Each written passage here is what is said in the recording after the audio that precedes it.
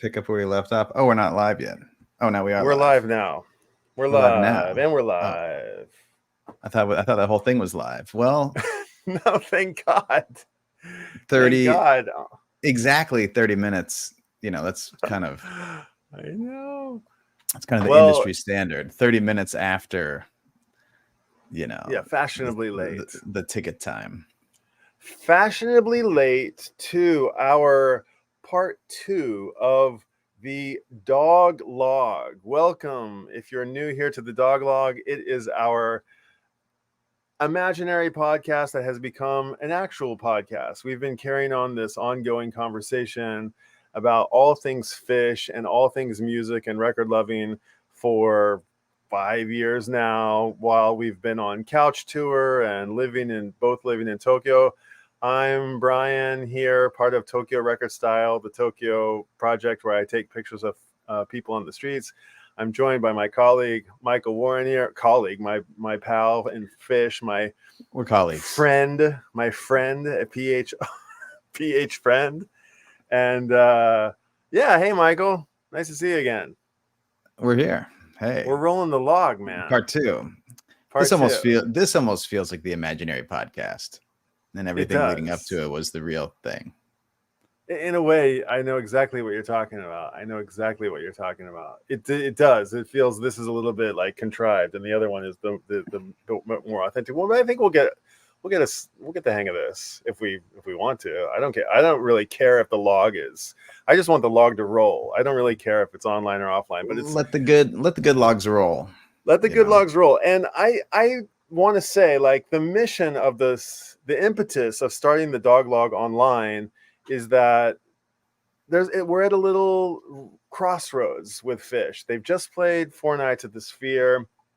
I think they've stolen the attention of the country, of the States where you and I are both from. And I think, we saw so much amazing music and video and just people freaking out about what an incredible show. And they famously, they didn't put on a longer residency than 4 nights, as opposed to their predecessors, U2, or the people who are following them, the Dead, who are putting on multiple repeated nights of this. I think relatively the same music. I don't know if the Dead are putting on the same set list, but Phish famously never plays the same set list, and they thought if they added a 5th show, it might not be up to snuff. And that's this level of standard that they try to keep these shows at. And so music loving world was paying attention, and I heard a lot of people in the vinyl community on YouTube saying, hey, did you see those Phish shows? Did you see Phish at the Sphere? Did you see it? It looks pretty cool. And so Michael and I thought it would be the time to maybe say, hey, ladies and gents, you ever wondered about that old band you've been making fun of for the last 20 years, Phish? Last 40 years, actually. 40. Well, maybe it's time to give them a proper shake and, really give them a listen. And because you've been, ignoring them or scoffing at them for so long, you haven't really been kept abreast on the 20 studio albums that they've released or any of the live shows, or you've just sort of like missed the boat. And so Michael and I are here to kind of give you a primer on Phish. And Michael, what I wanted to start off with, and I know that we've just got an hour, but what we did, like what we sort of laid out in the first edition of the Dog Log, is that we set up the phases of Phish. Now, Phish comes there's chapters, there's big chapters. Some chapters are bigger than others, and we just went through chapter 1, or 1.0. 1.0 is the era of Phish from when they started until they took a hiatus, a famous 2-year hiatus, which was almost like a boyfriend and girlfriend sort of breaking up for 2 years and then getting back together. And then that's 1983 to 2000. 83 to 2000. And then they got back together for a short stint for Phish 2.0, which is what we're going to talk about today. And then they were met with a giant catastrophe, and the band ended officially for 5 solid years with the thought that they'd never come back. but right, things 2004. turned around and we got a chapter 3 and even a chapter 4 after that. But we're going to get to chapter 3 and chapter 4 on another edition. But today's episode is to talk about Phish 2.0. If you weren't here for Phish 1.0, then go back to Tokyo Record Style and look in the last video and find a video about 1.0. And today we're going to talk about 2.0. It's the shortest chapter of Phish, and we have a limited amount of time to talk today. So it's the perfect time to talk about 2.0. Because if we were to take on 2.0 and 3.0, we'd need probably 3 hours or 4 hours or more to talk about it. So that's the plan. But what I was thinking, Michael, is that we kind of talked about the band members. And to refresh your memory, if you don't already know, Phish is a 4-piece band. It's led by Trey Anastasio, who plays lead guitar, John Fishman, who's the band's namesake, the amazing drummer and frock wearing, drummer who kind of right, had ham. Yeah, known for right. And then you've got this sort of and vacuum drums and vacuum. Thank you. He's the vacuum player of the band. If you've seen him playing the vacuum, he famously plays Purple Rain and what are some other vacuum tunes? I can't remember, but. And then you've got Mike Gordon, who is this sort of oddball, the weirdo, the sort of doesn't, goes to the beat of his own drummer. He's the pompadour, mullet, his own unique fashion. And then you've got Paige, who's sort of the gentleman of the group who plays. Mike Gordon plays bass, electric bass, and Paige is the sort of baby-faced sweetheart of the group who plays grand piano and keyboards. Now, right, and what I wanted to do real quick is I wanted to talk briefly about they're all songwriters and they're all contributors to the band. Okay, Trey is the clear leader of the band and the primary songwriter of the band, but they all contribute songs and they all lead the band at times. And when one of them, they've said in interviews that when one of them like really isn't leading enough, because they're a band and because they're, they have the fellowship of music and Phish, they really encourage their bandmates to become the leader of the band. And they've got these really cool exercises that they talk about in the rehearsal space where they, everybody's encouraged to sort of take the lead. And I thought it would be, I listened to a couple Mike Gordon records today, and somebody in our comments of the last stream said, hey, I really loved, this is a great video. I'm so happy to have checked this out because I have heard about Phish. I know about Phish. I know their bassist, Mike Gordon, because I know his record Outside Out or Outside In or whatever that Inside Out, his first solo record. And it's the only sort of like thing of Phish I know. And I came to him. And it's a pretty interesting, specific album of all. I know it is. It is a very weird one to connect to. And he told me that he went to the local recycle shop and he picked up a copy of Hoist and a copy of Billy Breathes. And I was saying to him, oh man, there's two great Mike tunes there's a great Mike tune on Hoist, Scent of a Mule, and there's a great Mike song on Billy Breathes, which is Train Song, which really means a lot to me. And I thought both of those songs have something in common and they're uniquely Mike. And I just wanted to take one quick second to kind of establish who is who and who kind of the characters of the band and what kind of like role or what kind of like what kind of role do they play in the band and as it relates to music. I know that's a little out there, but come with me here on this, Michael. Tell me what you think. So let's start with Fishman.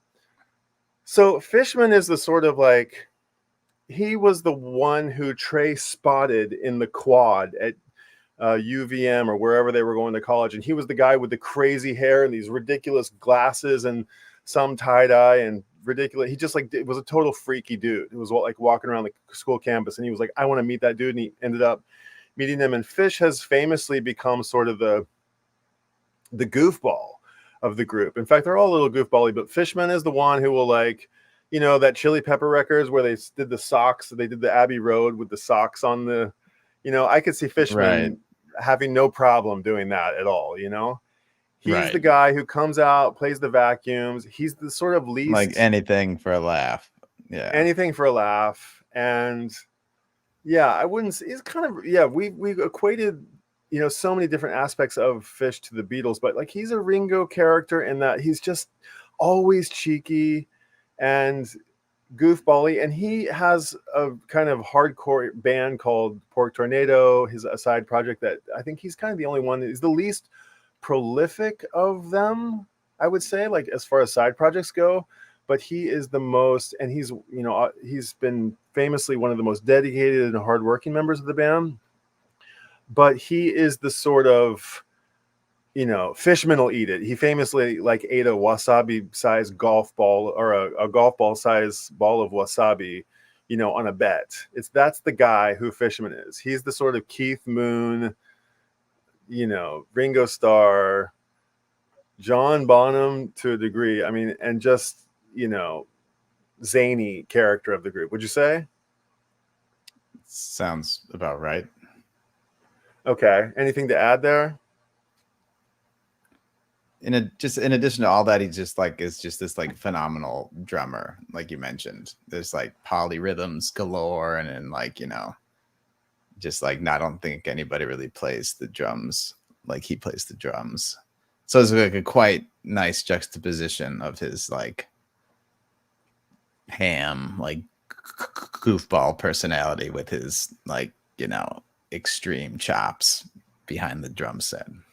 I think they give it, they have to put him up to songs, like, but the songs that he sings, and he does have a handful of like beloved tunes that he sings, right? And he'll occasionally come up front, from behind the drums, and go back to the drums, take the mic and sing, right?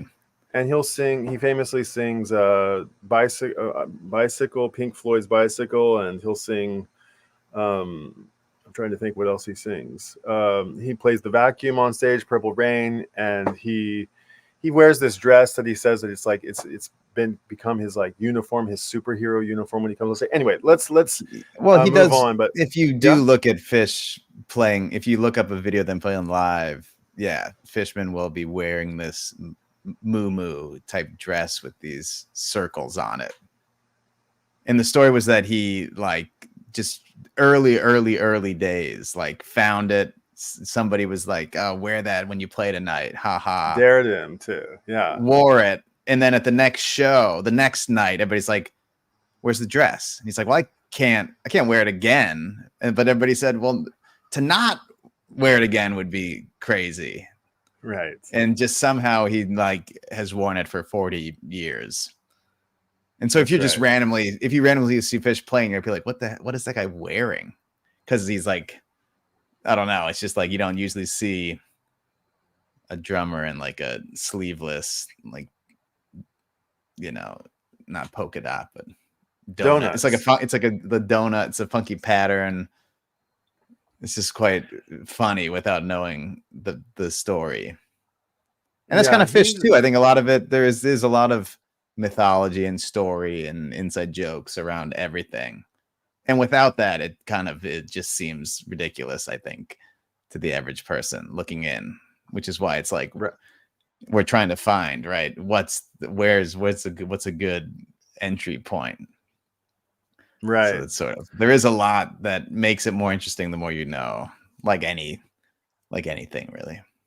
Yeah, I don't really want to spend too much time on this part because I do want to get to the records, but I think if something jumps out at you in your discovery of Phish, like I would encourage you to go check out any of their solo careers, because I think the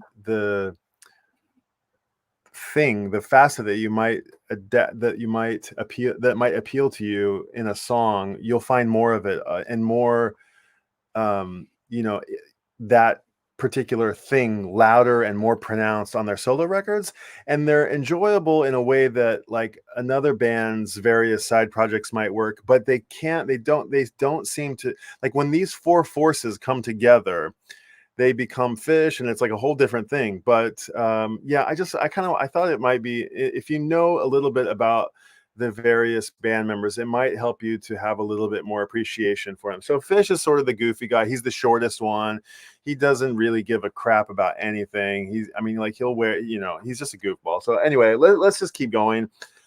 I'll say Trey is the front man of the band. You probably know, if you know anybody from Phish, you probably know Trey Anastasio. His mother was like a Broadway, I think she was like a choreographer maybe, or what did she do? She was in the theater world, or she was interested in theater. She took Trey to theater all the time. Worked on Sesame Street, I think. Yeah, she worked on Sesame, and I think she made, was she New a puppet maker? I'm not sure. A New Yorker, right? Musicals, and Sesame Street, like that world. And Trey famously has this like red hair and this red beard, and he's looked sort of ridiculous over the years. He's got a bunch of funny nicknames, Big Red being one of them. But his name is Trey. Trey comes from the third. He's Ernesto Giuseppe Anastasio the third, aka Trey. Sorry. And my buddy Trace is also a third. But his dad is Ernest.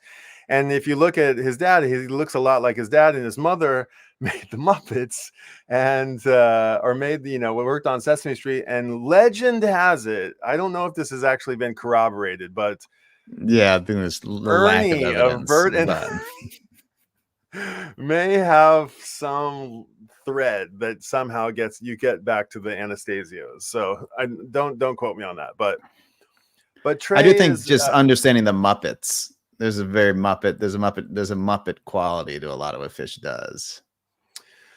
Yeah, that's you could think of them as the Muppets, and animals. Helps you understand them. Very much so, I would say. And Trey is sort of I guess you'd say the Kermit of the group. Would you say Kermit? I mean, it's almost like there is no Kermit, but we're going off the deep end here. But yeah, they're very Muppety, and he is the sort of default de facto leader of the band, who is not, I wouldn't say like more talented or gifted than the others, but he just has a vision for the band, and the other members of the band have the sort of wherewithal and humility from being with each other for so long, that they recognize that he's the Paul McCartney of the band. He's the one that says, come on, fellas, let's head to the studio. Come on, lads, it's time to get back in. And I think they all love him for that. And of course, he sails over. He's part of the mix, and the band famously passes music around, and it's all about listening. If you ask him like what he likes most about playing music, he'll always tell you listening. But he'll soar in these amazing guitar solos, and he's got this unique guitar that's unique to himself, and he's got this beautiful tone that is like unique to the Paul Languedoc guitars, and he's got this pedal board and pedal master that he's been working with forever and ever, and his own custom amps and so on. And he's got some outrageous tones, and he's just really fixated on everything from the sound of the band and the vision of the band, and he's clearly at the steering wheel. And you can gather the rest from your own you can just imply what else he is to the band. He's the front guy, and he is the one who's kind of had the most trouble chasing him around. And I would gander to say that his bandmates don't really envy his position in the band, because he's probably he's got a lot of weight on his shoulders. But he's also during the pandemic, he kind of did what we're doing right now. He came online and he started talking to his audience, and he was like, I don't know what I'm doing, but I'm going to tell you how I write songs. And he is like obsessed with writing songs in a way that like no filter. Like he's in a constant state of creation, and that's really epitomizes him perfectly. He's just like, the guy can't help but get the music that's inside of him out, whether it be good or bad or rearranged later, or now he just gushes music all the time. So he is our de facto leader of Phish. And all of his solo records are really mind-boggling good. He's got actually like 5 or 6 different other kinds of bands in different configurations that go from some like orchestral bands and 3-piece, violin chord, or what am I trying to say? String quartets and a 3-piece, and anyway, Trey Anastasio. Then you've got Mike Gordon, who I think was at first the most reluctant to join the band. As I've mentioned, he's kind of the weirdo of the band. I think when everybody else goes low, he goes high. He's happy to kind of, be in the background, just doing, and I think he's just a good sport. He just goes along with a bunch of silly ideas. And if you see him in interviews, he's sort of intentionally weird. He kind of like goes out of his way to be a little bit extra weird. It's obvious. I think he is genuinely very strange, but I think he adds on a couple of layers on top of that just to keep you guessing all the time, whether that be like wearing a ridiculous outfit on stage, or some silly sunglasses or sneakers, and his music is sort of a reflection of that. But he's also the bluegrass guy of the band. They're all fans of all music, but I would say like Fishman is the like funk and reggae guy of the band, the drummer Fishman. I think Mike is the country and bluegrass guy, and also maybe like, I'm not sure, but I wouldn't say he's like specifically that, but in addition to all the other genres of music that he likes, he's kind of the guy I think who has steered the band into some like bluegrass territory, country territory. He's got a famous record with Leo Kottke where they're playing acoustic music. And Trey, I think, he's famously said he loves Jimi Hendrix and Santana and Zappa and the Dead, and and he knew stuff. And I mean, I just got into Kikaku Moyo, right? And I kind of picked that up from Kikagaku Moyo. Thank you. And I picked that up from something that he's got his feelers in all the different spots. And then let's just finally get to Page and wrap this up. Page was the last member to join the band. He is the soft-spoken, fat-fingered, grand piano playing maestro who will serenade you to sleep if you let him. He is, or who will, page side, rage side, we also say in Phish world. So he can get one hand on the B3, get the other hand on the Wurlitzer, and somehow there's another arm coming out on the grand piano and another hand on the Rhodes. And he's crazy good. And he, he's in charge of some of the more beautiful ballads of the band's repertoire, but he'll belt them out. He sings Axis Bold as Love wholeheartedly, and a couple of tunes he'll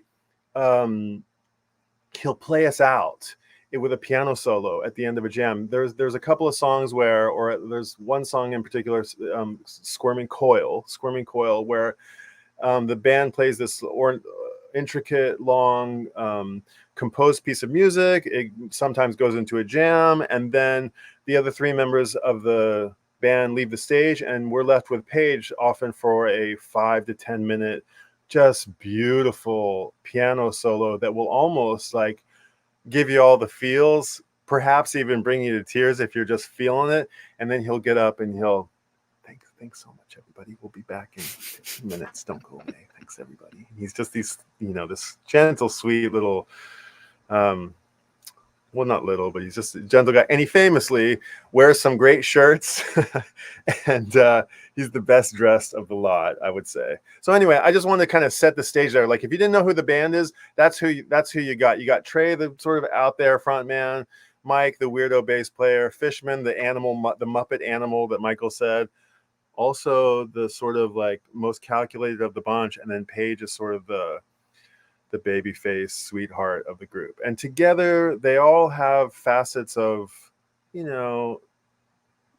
nice guys, weird guys, dark guys, party guys. And it's this really band. We just we go on and on about like these four guys. We love these four guys together. Each of them are interesting, but like the four of them together, there's something about this band of brothers musically that really speaks to us, Michael, that we're constantly talking about on the log, I think. No? Yeah. I've gone on record on the log before saying that I was not really interested in jam band music, or probably other bands that get grouped in with Phish, but I've always said that there is like I mean, like any great band, there's a unique chemistry between the members that's, the whole is greater than the sum of the parts. Exactly. Type That's thing. exactly. And we got on here to talk about, the studio albums, which after the first volume, we were kind of like, this kind of doesn't make sense. There's so many other aspects of this band that's known for touring and playing live shows, but we're talking about the albums. Granted, it's Tokyo Record style, and we're talking about records, and there's great packaging and artwork and production, and the records are great, and it's a good place to get, acquainted. But it's just a vehicle. The four guys, they do have there's a chemistry, there's a sound, there is a chemistry, and there's a sort of telepathy that goes on, and like it's not just between the four of them, but it's also between the four of them, the lighting designer Chris Kuroda, and the audience, and there's this just flow of musical freedom.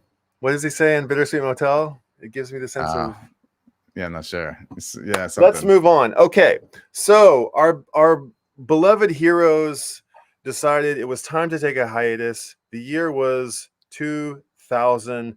We just got Farmhouse. Am I right here, Michael? We got Farmhouse, which we talked about. Sounds right.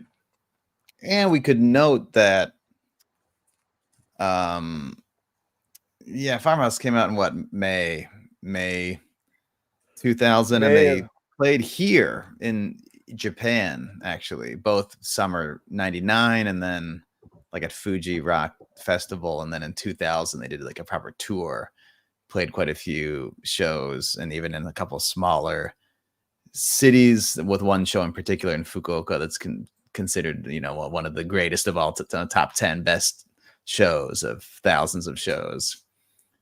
And that was like a month after this record Farmhouse came out, and then maybe just a few months later it was like, hiatus, we don't know when we're going to come back, we're taking a very extended break. Which is right when I had gotten into them, right, as like a 16, 17-year-old. Right. Yeah. And I felt like that was almost, I remember like a sense of relief when the hiatus was announced. I must have seen it online, or I remember talking about it, and I remember like, okay, I can go like something else. I can go check some more music out. I'm like, yes, it was a little bit of relief, and that was a welcome announcement. So the band took 2 years. Everybody went, to the islands. They had some kids. I don't know what they did, but I assume they got back to basics and just enjoyed some time off after having toured for basically 17 years straight.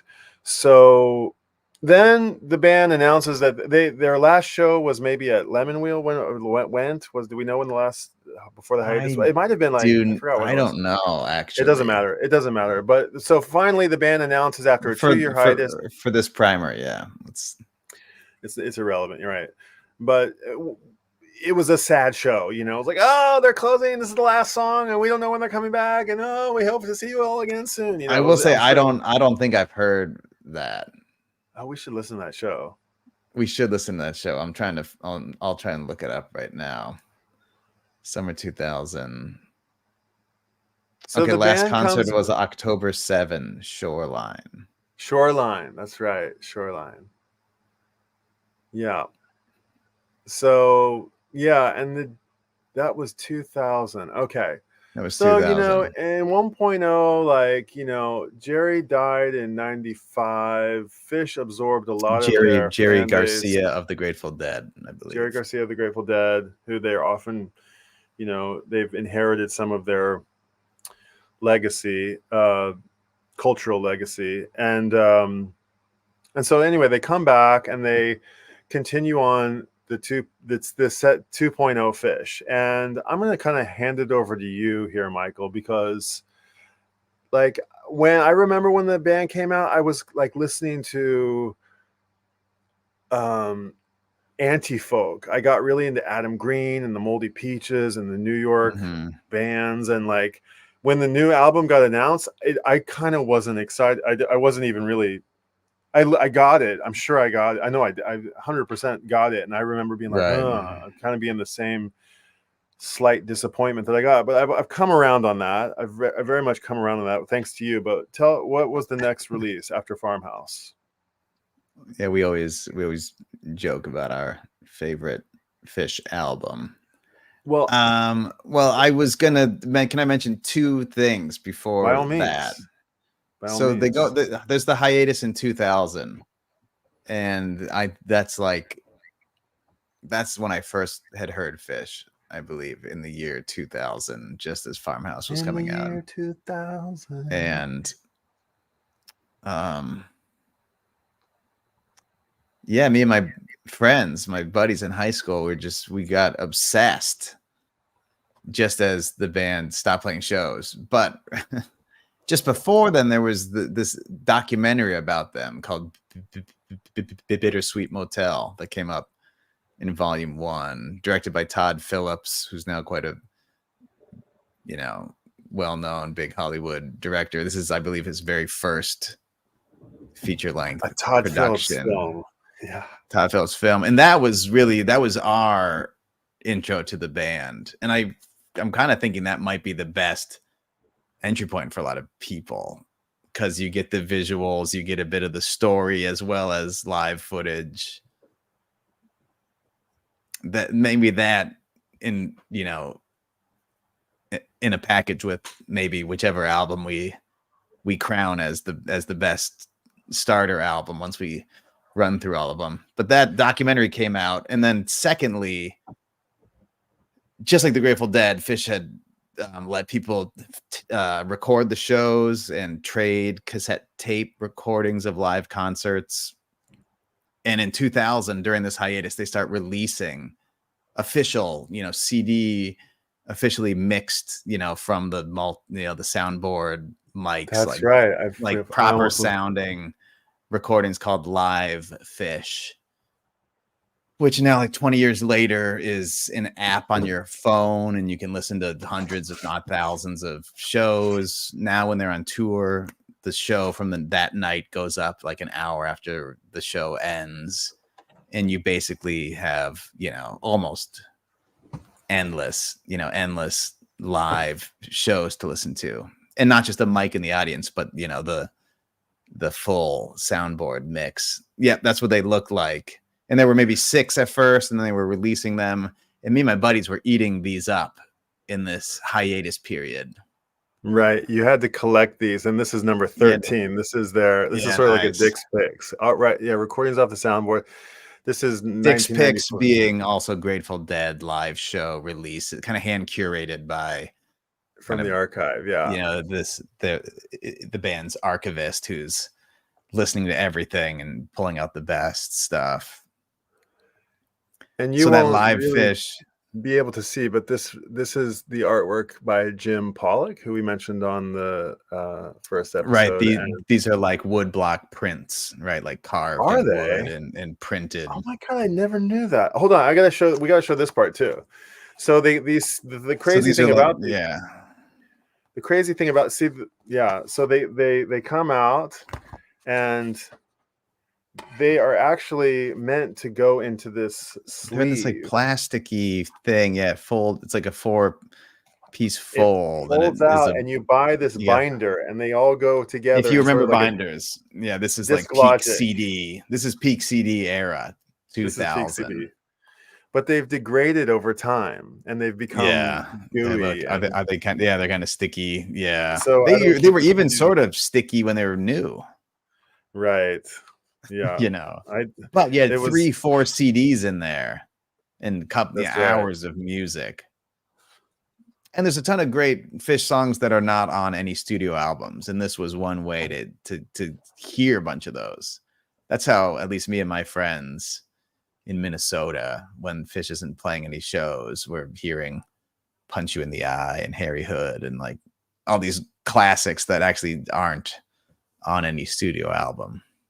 Right. So that's what was happening during the hiatus. There was still tons of stuff coming out, you know, and there was lots of music to be heard. But Yeah, I think then, there right, were other. Yeah, there was. This was like a series, and there were other releases that were like not within the series, but other live releases that were like commemorative box sets and things like things like this. I've just lost my headphone here. Give me a second.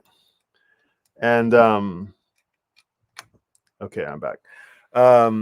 Yeah, so Phish was coming in, but then there was also a moment where I guess like the Trey bought some like 100-year-old barn. We mentioned it in the farmhouse episode, but like he relocated this barn from one part of Vermont to another, and they built this incredible studio up in their neck of the woods. And the barn, that's what the studio is called, and I think it became like a hangout place for a lot of people in upstate New York and Prince George area, and it was sort of like a Bearsville, Woodstock kind of vibe going on. And there's some video footage of like Herbie Hancock hanging out there, and there's lots of images of the barn that were out around that time where people were coming by and like hanging out in this big, beautiful lofted barn with sound booths and,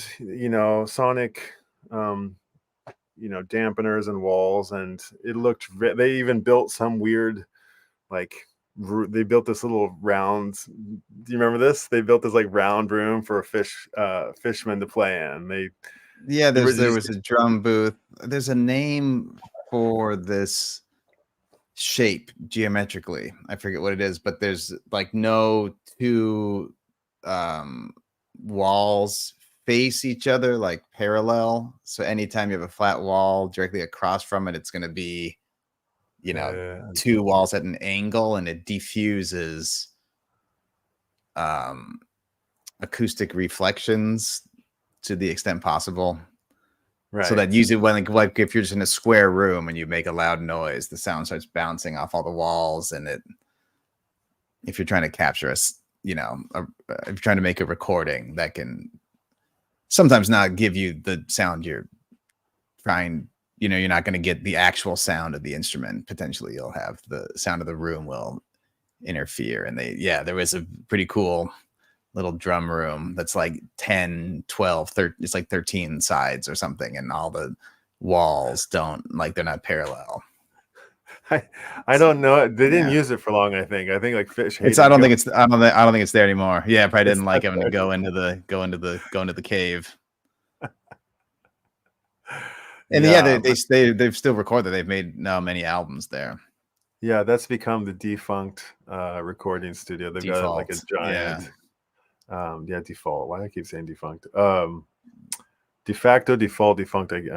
But anyway, they've got, you know, this giant 100-channel console thing that they've usually got an engineer to it while they're shouting to each other over the mixing console. And there's a kitchen, and it looks like it'd be a very, very fun place to hang out. Looks like like a monkeys, kind of like the Monkeys Clubhouse or something. Yeah.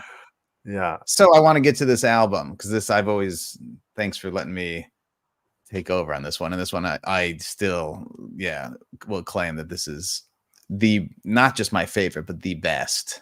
Oh, it's a Phish hot take. Album.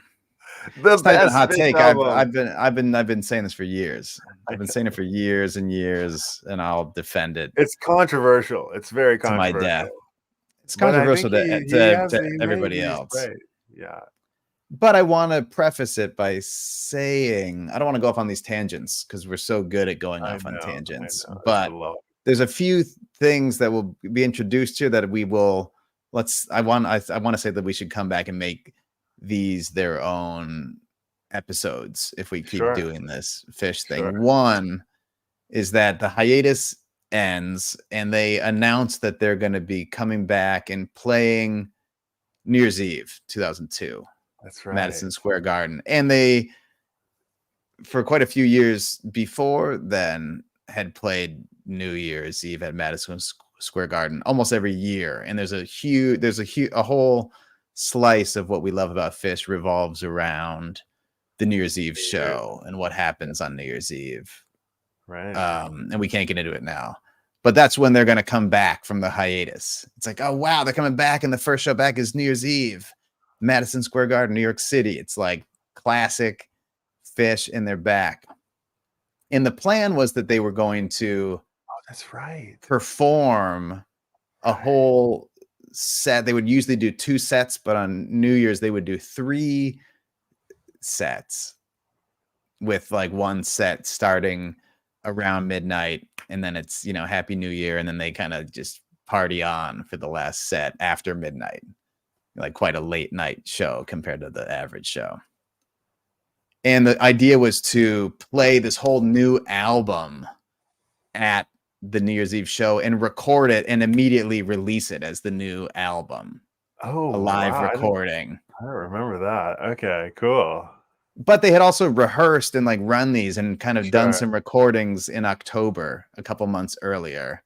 Right. And decide that they'll scrap the New Year's Eve recording album release thing and just release the album, you know, a couple months ahead of the concert. And this whole thing about playing full albums and stuff, that comes in as another slice of Phish lore, both at Halloween and maybe at New Year's. That's another part of the story that we'll have to, it deserves and requires and deserves its own episode. But this album they call Round Room. That's the name of this album. I'm saying right now that I highly recommend Round Room to anyone. And I do feel like it is fishy and not so fishy at the same time. I think it is very long. And I was just a minute ago reading the Rolling Stone review from 2002 when it came out. And it talks about it being meandering, but it does touch on how great the band sounds playing. And so what's different about this album is that they were recording the rehearsals of these new songs. And so it's like recorded in 4 days, almost all like live, minimal overdubs. And so it's not like we talked about Hoist, we talked about Farmhouse, where there's strings and horns and there's all kinds of overdubs and it's slick production and those are great records. And this one is less about that and more about them live in the room playing. And so it's very similar to what you might get from a live show but it's in the studio. And it's called Round Room, and it's recorded in like 4 days and then maybe released like a month later to like get it out before this New Year's Eve concert. Right. And I'll also say, sorry, no, please. No, I just rambling there for a second. Keep going. No, keep going. And what were you gonna say? Well, you mentioned the title. There is a title track called Round Room. There's a few Mike Gordon songs. Whereas with Farmhouse, the previous album, the last one before the hiatus, is like all Trey, and it is great, but it doesn't feel like a full picture of the band. And some albums have more, you know, all 4 members have written songs together, and there's a more democratic. There's many different types of Phish songs. Obviously, you got Trey songs, Fishman songs, Mike songs, Page songs that everyone writes together. And there's a certain vibe kind of to Round Room that I think is now kind of the template for the albums that have come after it. This is my first time mentioning this on the log. Yeah, but I feel like Mike Gordon, I feel like this is kibble here. Mike Gordon's songwriting, I don't want to say improves, but there's a certain type of song that he starts to write that we find on subsequent albums that we hear on the title track Round Room and another song called Mock Song. And there's no song. I wouldn't say there's anything that compares to those if we were going to call those a certain archetype of Mike Gordon. Yeah, that's where I was trying to talk. That's actually why I wanted to like go there. I was thinking specifically of Mock Song because thinking of like Scent of a Mule. Like, that's specifically why I wanted to mention the characters of the band, because right, you have characters, and then within the characters, they obviously have their own songwriting styles, different tendencies. Yeah, and dynamics within the band, the same way that brothers and sisters have, and the same way that the Beatles had, and like it's like George and John and Paul and Ringo and George and John and Paul, Right. and they have this if you can better understand the characters of the band, then naturally by which instrumentation is on of theirs is on the record, you'll start to hear like Page and like there's a couple moments where Page and John Fishman are leading the band, and there's moments where Mike and Page are doing silly things on stage. And anyway, I totally know what you're saying, and that is exactly why I wanted to mention that, because if you can know the band, there's the copy. Show it one more time. Let's get it back up here. Here we go. So it's funny that we talked about the that's sort of what the drum sphere looked like in the barn studio. They built a little room like this. Yeah.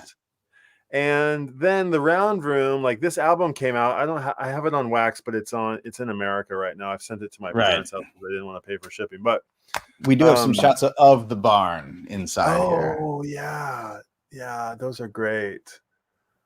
Yeah, beautiful. And I think there's even like the insert. Doesn't it have like a bit? Is that? Oh no, wait, it's a different album.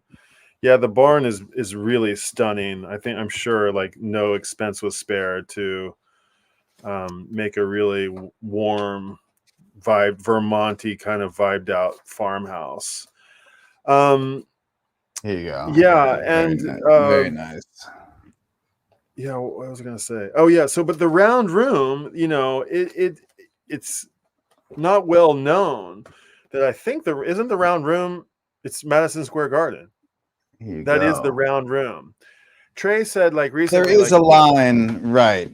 I mean, it very well could be. There is the one line that says, hold on, I'm looking at the lyrics here. Well, I don't know. It's prefaced by the outskirts of town, and MSG is not exactly on the outskirts of town, but to a garden that's round. That's what it is. That's the line. Garden that's round. You're like, well, yes. Madison Square Garden, and it is the building. Yeah, they played there 60 some odd times, 61 or 60. Yeah, some 60 some odd times. Yeah, one of the most the venue that they've played. They even said they played there more than Nectar's. Yeah.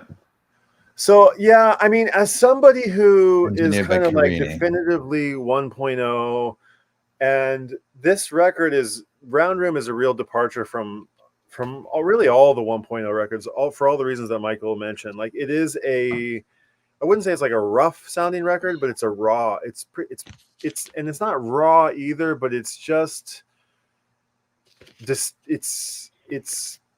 simple. It's as far as production goes, it's a simple production, and you can tell that it's not over polished, and it is what it is. I mean, there was this line going around about Bob Dylan. He was telling the engineer, like, well, what are you doing to the song? And he's like, I'm fixing it, Bob. I'm mastering it. You gotta just give me 10 minutes. Give me 5 minutes. And he says, why? And he says, because I'm making it better. And Bob says, better than what? And he says, just give me 5 minutes, Bob. And Bob leaves and comes back and says, it's like when you turn the faders up on the kick drum, they sound better. They sound great. You turn up the mics to this, they sound great. And everything starts to sound great except for the song. And then the engineer says, damn it, he was right in the end. He was totally right, And so I think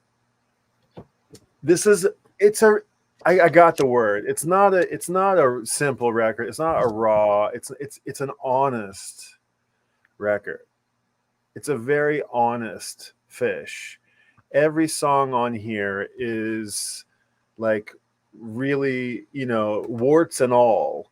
It is a honest portrayal of a band like trying Right. to, make a record. And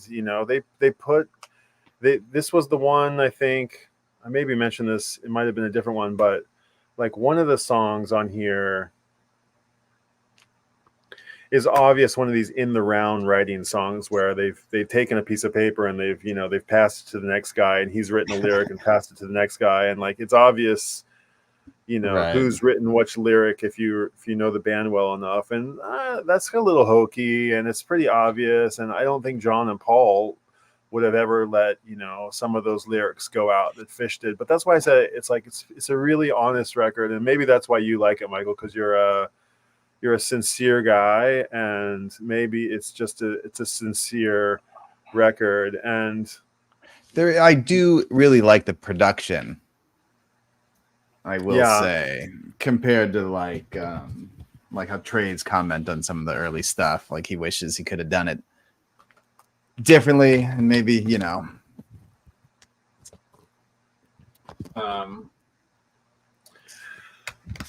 so let me say that like yeah, go for it.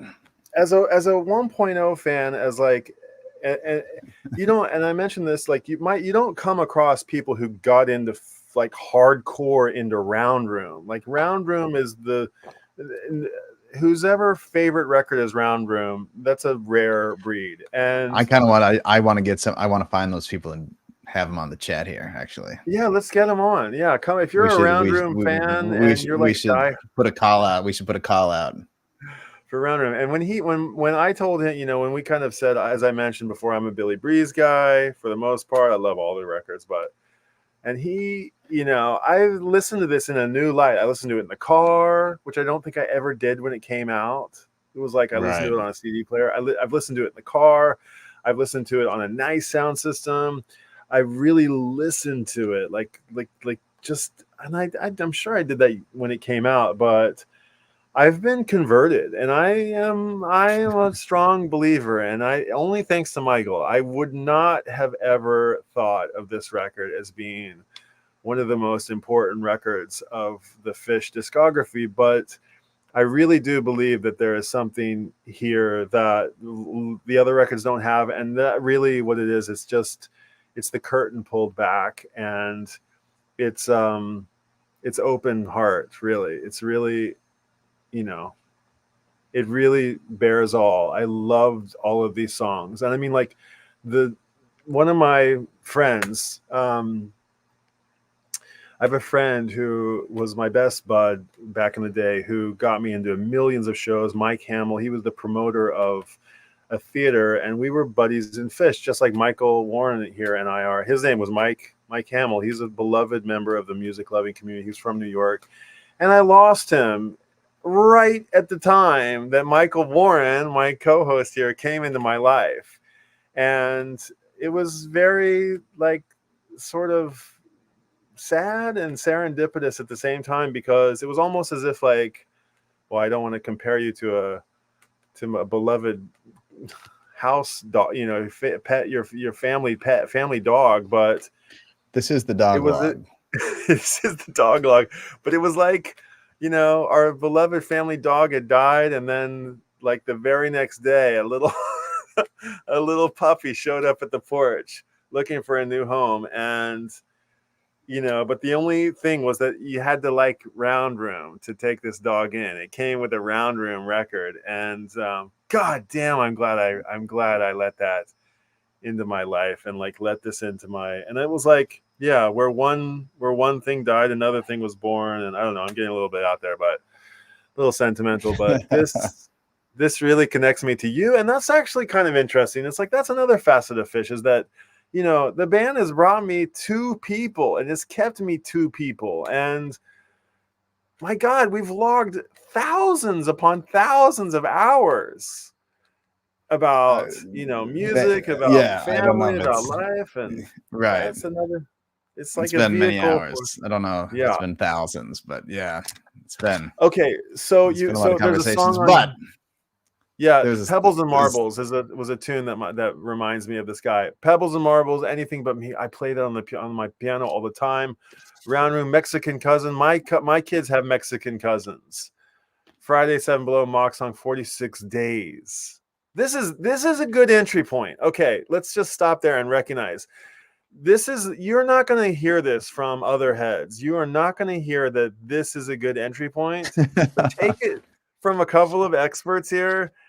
You can't go wrong with Round Room, but you gotta give it a chance. You gotta really let it wash over you a couple of times with an open mind and understand that like there's chapters and there's things, there's albums that are better than this one, but this one's got something that a lot of the other ones don't, and you don't judge the whole repertoire and the whole discography based on this record. But this, I would argue, is way, way, way up there, top 3 perhaps. And that's nice. I think that's you and me are the you individually, as you've said, declare this is the best Phish record. I don't know if I can stand with you on that mountain, but up there, very up there. And I'm a convert. Round Room. It's also just you love the things that you loved when you were 17. It's true. And you love the things that connect you to other people too. So that's probably part of it too. Okay, so 2.0, we've got the live records that we mentioned, the live releases, the live Phish series. We've got Round Room. We've got what else? Bittersweet Hotel. We got a few solo records we won't get into. And then what happens? What happens is we have someone in the chat. We might actually have a viewer, Grateful Dogs. Oh, Grateful Dogs. What's up, dude? Thanks for dropping by. Perfect name for the dog log. Oh, what's his first show? Is 93, I want to say like Don't Tennessee. say St. Louis. Mine wasn't. Yeah, it wasn't. You'll have to remind us what it was. Grateful Dog. And I know Grateful Dog's first show. Dog is David Grisman is the dog, right? You know that, Michael, don't you? Right. Grateful Dog. What if this was actually David Grisman talking to us right now? Macaulay, is that his name? Anyway, yeah, Grateful Dog. Thanks for dropping by. Yeah, first show, Louisville 93. That's old school. That's 93 Louisville. That's cool. I'm the 94 guy, so that's pretty impressive.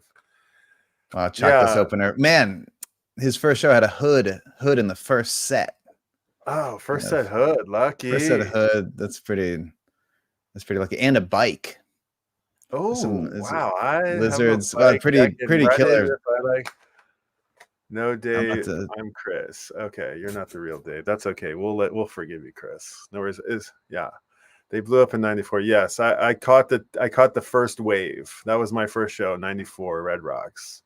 Yeah. And Michael, we had the Dog Log 1, which I think Grateful Dog checked some of out. I'm not sure if he was on the live stream, but thanks for checking in, and we've been talking about Phish on other live streams. But okay, so Michael, how are you doing on time? 15, like 10, 15, 20 okay minutes. Right, I think that's enough time to do one more album. Okay, but here, Michael, you're always on the search for hot tunes, specifically from the Phish app. The Indianapolis Morat, that's the bathtub gin that is probably one of the best ever. That same tour. Okay, that's not the 93. This is summer 93 or spring. Morat Theater. Okay, in Indianapolis. I don't know the Morat Theater.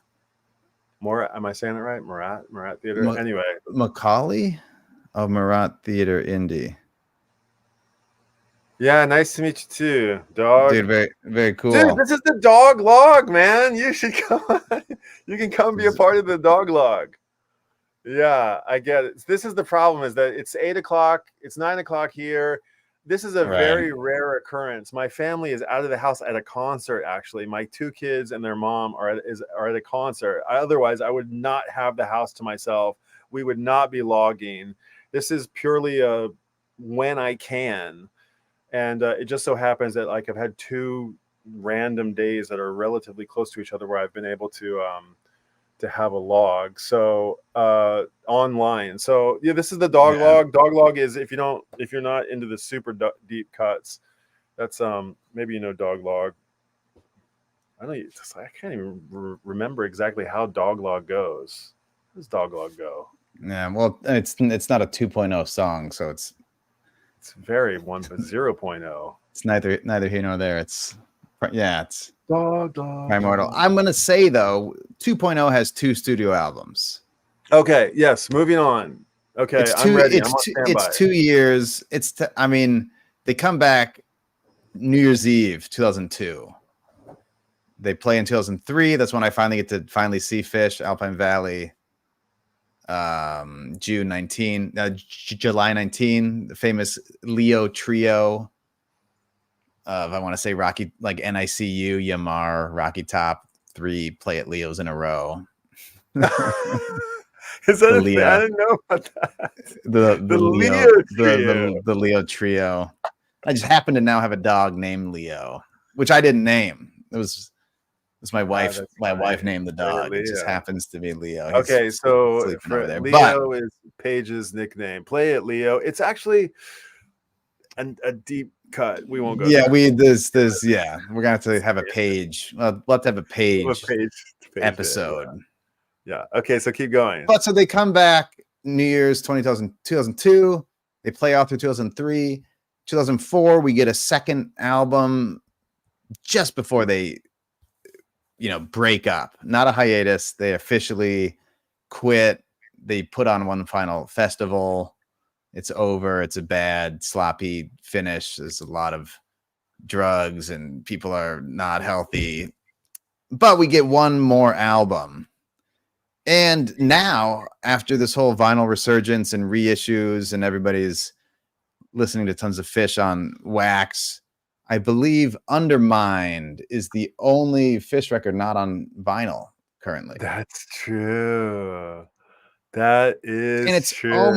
It's almost the antithesis of Round Room. Round Room is 4 days in the studio rehearsing, raw, fresh. They're back together for the first time in 2 years.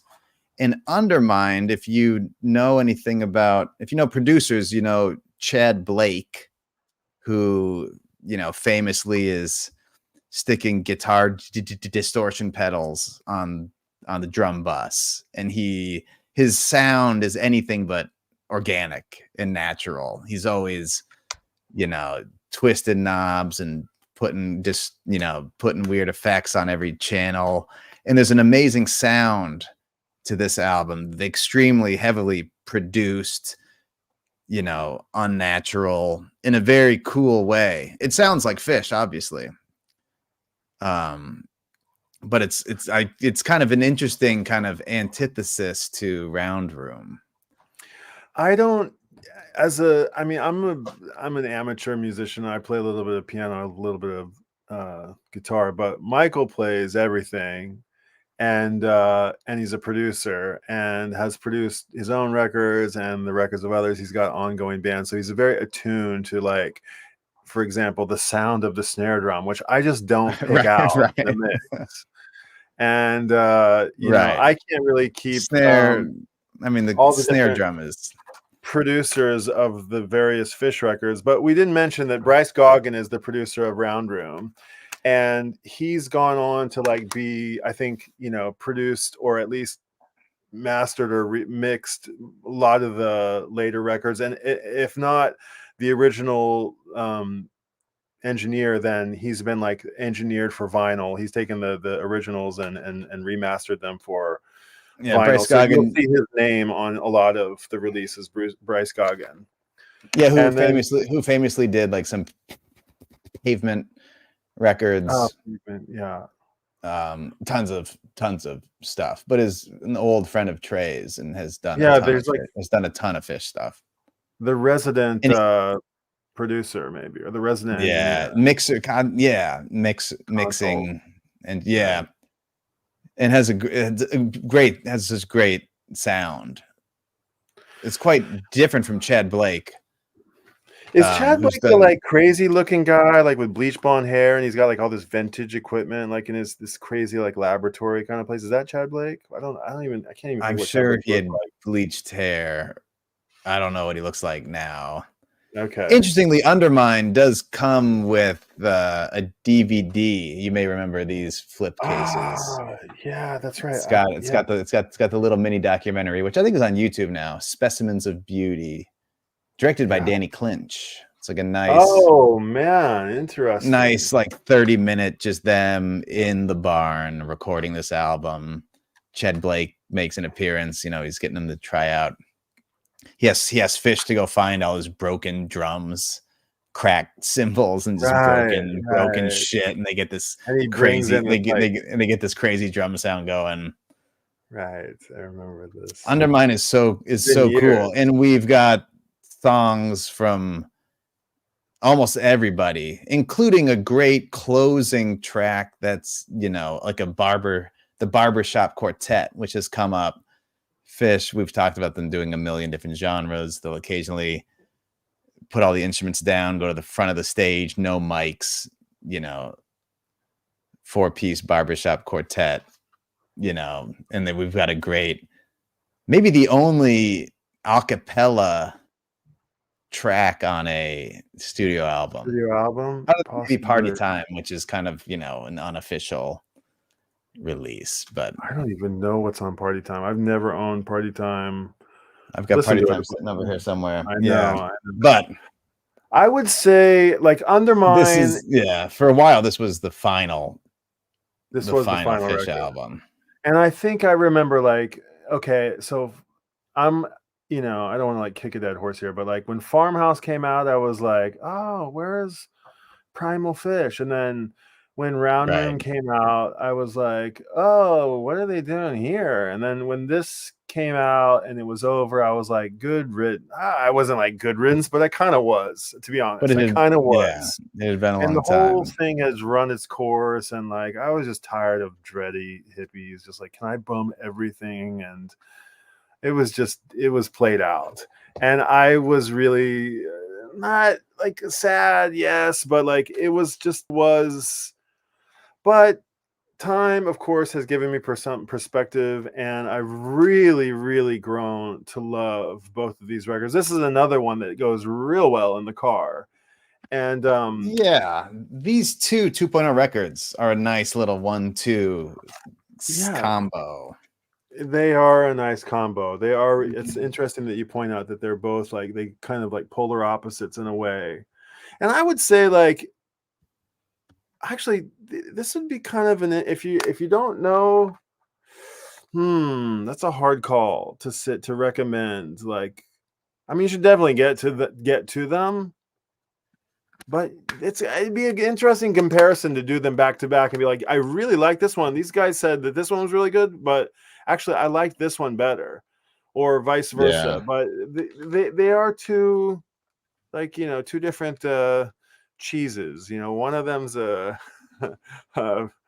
strong, sharp one, and the other one's a blue, pungent one. But they're both excellent. Yeah, strange comparison there. Yes, but I would say both of these records in the solar system of my Phish solar system, these are like, you know, Neptune and Jupiter, or Neptune and Pluto. These are like way out there, and I love them. And like that, I'm not kicking any one of them out like Pluto, but I would say that probably Round Room has come in closer to my orbit, and Undermine is still it's still floating out there. It doesn't really make it into heavy rotation, except when it does.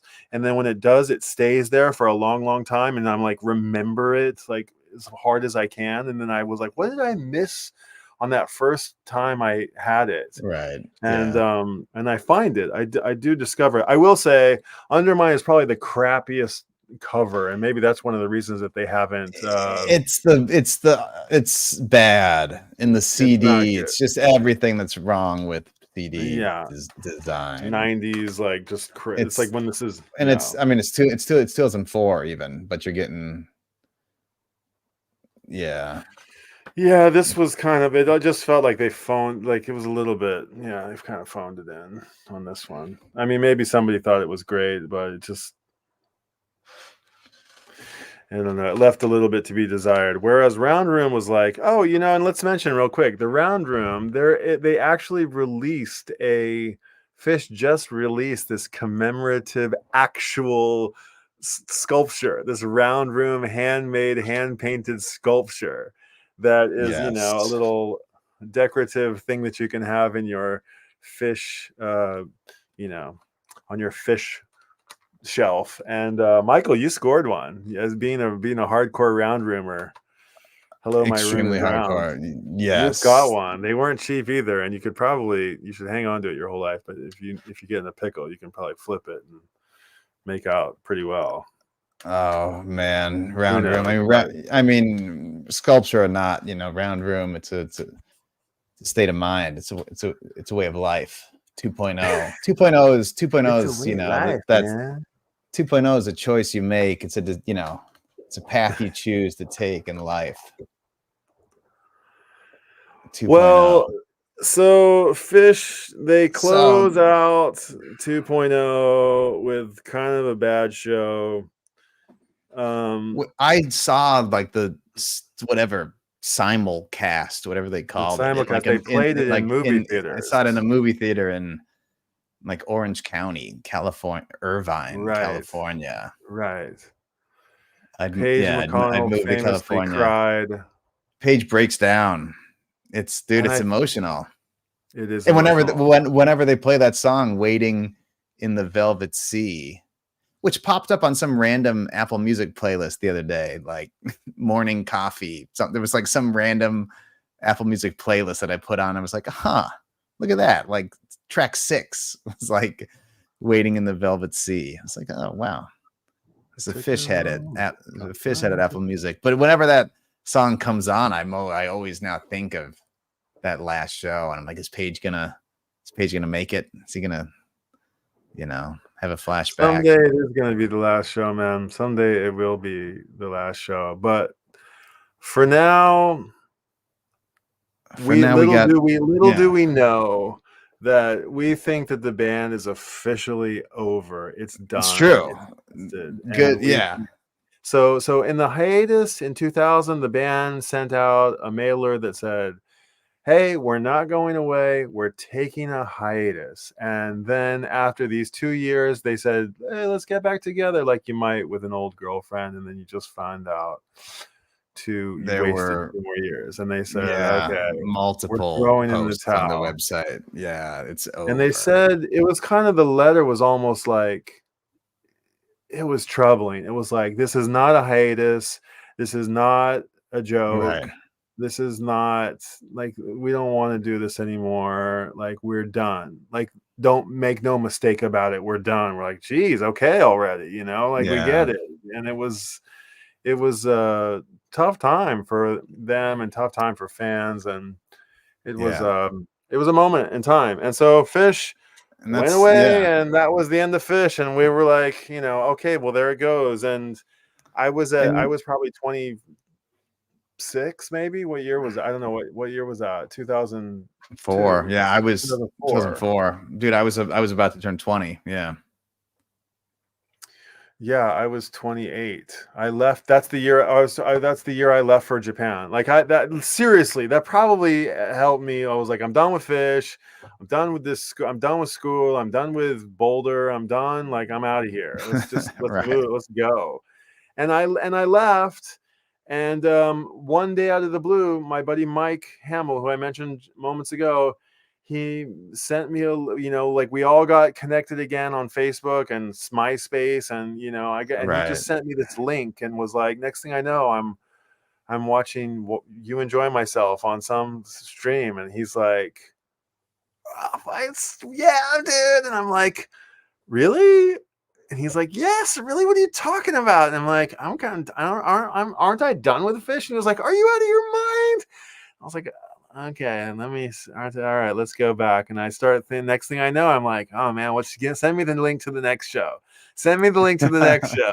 Send me the link to the next show. And then it never stopped. And I'm just like, I'm so grateful I got back into the band again. And then back on the sadly, train, poof, as he it were. disappeared, and you came into my life. So very, very grateful. So that wraps up our edition of Phish 2.0, I think. And yeah, you can even listen to these 1.0, yeah, 2.0 records and imagine that this is the discography and Phish has broken up. This is it. This is all there is. This is all there ever was. So and when we pick up for volume 3, a miracle occurs. And 5 years later, the band is back. But for now, for all intents and purposes, it's done. Yes, it's done. It's done. Round Room Undermined. The two Round Room Undermined 2.0. The two final statements. Yeah. The shortest of the .0s.